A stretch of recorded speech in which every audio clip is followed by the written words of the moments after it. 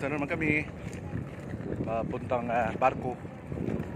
Ito yung bagong pier ng Dimasalang.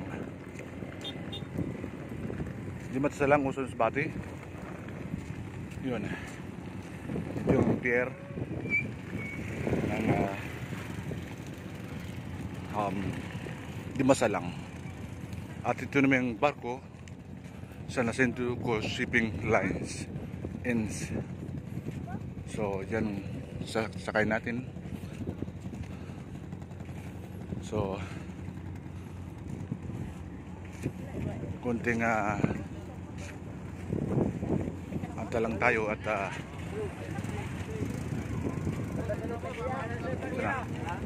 excited yung mga tao. So makisabay lang tayo.